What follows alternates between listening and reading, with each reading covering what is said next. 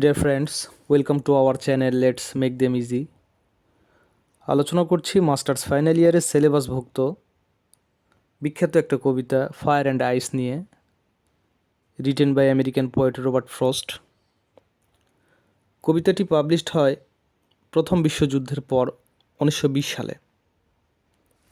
তো এই কবিতার প্রথম লাইনে আমরা দেখতে পাচ্ছি, some say the world will end in fire, some say in আইস।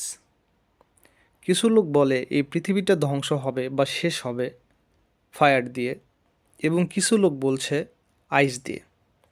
তো এখানে ফায়ার এবং আইস বলতে একক কোনো জিনিস না। ফায়ার বলতে কবি এখানে ইন্টেন্সিটি অফ প্যাশন বা ডিজায়ারকে বুঝিয়েছেন, আর আইস বলতে কুল হেট্রেড বা পাওয়ার অফ হেট্রেড, প্রবল ঘৃণাবোধকে বুঝিয়েছেন।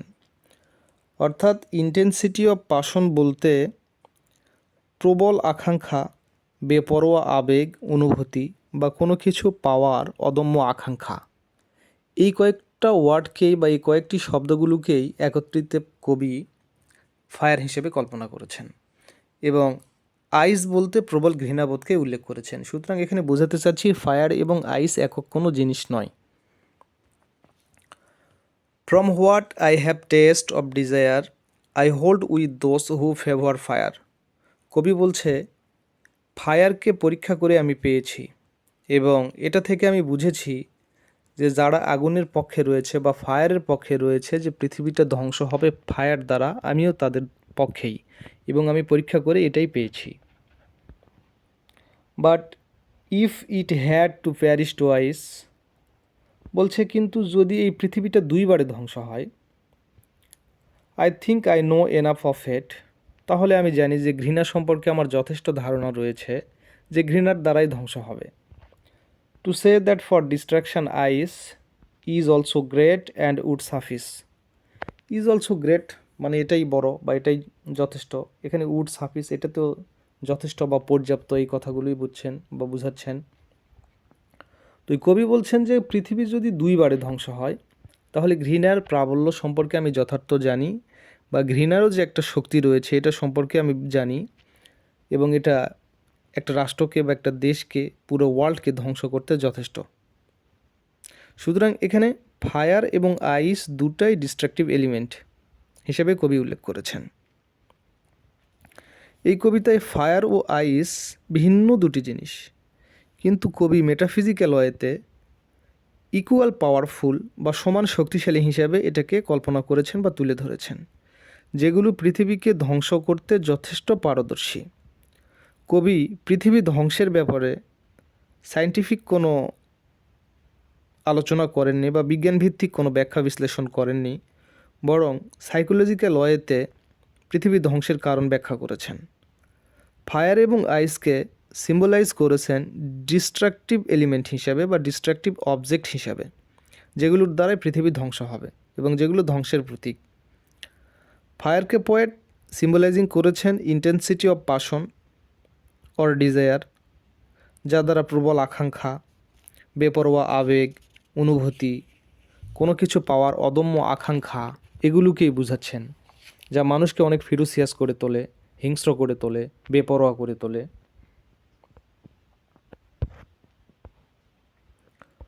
তো এই ফায়ারের যেমন তীব্রতা রয়েছে কবির ভাষায়, তেমনি লোভ, লালসা বা ইচ্ছা শক্তিরও তীব্রতা রয়েছে ফায়ারের মতোই, আগুনের মতোই। এই প্রবল ইচ্ছা শক্তি হতে পারে লাভ বা ভিক্টোরি, কোনো কিছু বিজয়ের আকাঙ্ক্ষা। তো এর প্রেক্ষিতে রবার্ট ফ্রস্ট কিছু এক্সাম্পল তুলে ধরেছেন যে লাভ রিলেটেড ঘটনা যদি উল্লেখ করা হয়, তাহলে হেলেন এবং প্যারিসের লাভকে উল্লেখ করা যেতে পারে, যাদের লাভকে কেন্দ্র করে বা যাদের ভালোবাসাকে কেন্দ্র করে ট্রয় নগরী ধ্বংস হয়েছিল। আবার ক্লিওপেট্রা তার লাভ অ্যাফেয়ারকে কেন্দ্র করে মিশরের যুদ্ধ বেঁধেছিল। সুতরাং এটা প্রমাণিত যে লাভ বা কোনো কিছু পাওয়ার প্রবল আকাঙ্ক্ষা পৃথিবীকে ধ্বংস করতে যথেষ্ট পারদর্শী। এছাড়াও পয়েট বলেছেন কুল হেট্রেড বা নীরব ঘৃণা শক্তি বা ঘৃণাবোধ, এটাও কোনো রাষ্ট্রকে বা কোনো পৃথিবীকে ধ্বংস করতে যথেষ্ট পারদর্শী। হেলেনকে প্যারিস চুরি করার পর গ্রিকদের মধ্যে প্রবল ঘৃণাবোধ জেগে উঠেছিল। এই ক্ষোভের দরুন তারা ট্রোজানদের আক্রমণ করে, ট্রয় নগরী ধ্বংস করে দেয় এবং ট্রোজানদের নির্মমভাবে পরাজিত করে, ধ্বংস করে দেয়। সুতরাং আবারও প্রমাণিত হচ্ছে যে ফায়ারের মতো এই কুল হেট্রেড, নীরব ঘৃণাবোধ, এটাও কিন্তু ডিস্ট্রাকটিভ বা ধ্বংসাত্মক। আবার যদি আমরা দ্বিতীয় বিশ্বযুদ্ধের দিকে তাকাই তাহলে দেখতে পাই যে ইহুদিদের প্রতি প্রবল ঘৃণাবোধ থেকেই হিটলার ইহুদি নিধন অভিযান শুরু করেছিলেন এবং তার ঘৃণার ফলস্বরূপ তিনি ৬০ লক্ষ ইহুদিকে হত্যা করেছিলেন। যদিও তিনি একজন ইহুদি ছিলেন, তারপরেও ইহুদিদের উপর এই প্রবল ঘৃণাবোধের কারণে সে প্রতিটি ইহুদি রাষ্ট্রকে আক্রমণ করে এবং ইহুদি রাষ্ট্রগুলোকে ধ্বংস করতে তিনি চেষ্টা করেছিলেন। সুতরাং এখানেও প্রমাণিত হচ্ছে এবং তিনি বলেছিলেন যে পৃথিবীতে একটা ইহুদি বেঁচে থাকতে তার মিশন বন্ধ হবে না। সুতরাং ইহুদিদের প্রতি তার যে একটা প্রবল ঘৃণাবোধ, এই ঘৃণাবোধের কারণেই কিন্তু সেকেন্ড ওয়ার্ল্ড ওয়ার হয়েছিল বা এই ধ্বংসটা হয়েছিল। সুতরাং কবি এখানেও প্রমাণ করার চেষ্টা করছেন যে এই ঘৃণাবোধ থেকেও এই পৃথিবীটা ধ্বংস হতে পারে। তো এই কবিতার জেনরি বা ক্যাটাগরির দিক থেকে যদি আমরা আলোচনা করি তাহলে এটা হচ্ছে একটা ইপিগ্রাম। আর এই ইপিগ্রাম বলতে কোনো বিষয় সম্পর্কে বস্তুনিষ্ঠ, অর্থপূর্ণ এবং যুক্তিক আলোচনা থাকবে। সেটা টার্সনেস হবে, সংক্ষিপ্ত হবে এবং এটার মধ্যে বাস্তব দিক থাকবে। সুতরাং এখানে হেলেন, প্যারিস, ক্লিওপেট্রা বা হিটলারের যে ইভিডেন্সগুলো, এটা কিন্তু বাস্তব, প্র্যাগমেটিক এলিমেন্ট রয়েছে এবং এই লাইনগুলো হবে প্রেগনেন্ট উইথ মিনিং, অর্থপূর্ণ। যদিও কবিতায় মাত্র 9টি লাইন রয়েছে, সুতরাং এই 9টা লাইনকে যদি আমরা অ্যানালাইসিস করি তাহলে প্রত্যেকটা লাইন থেকে আমরা বুঝতে পারছি যে এই কবিতার মূল বিষয়টা হচ্ছে বাস্তবধর্মী এবং এখানে অত্যন্ত বিচক্ষণ জ্ঞানগর্ভ আলোচনা রয়েছে। তো এই কবিতাটি রবার্ট ফ্রস্টের জনপ্রিয় কবিতাগুলোর মধ্যে একটি। এই কবিতার আলোচনা এতটুকুই ছিল।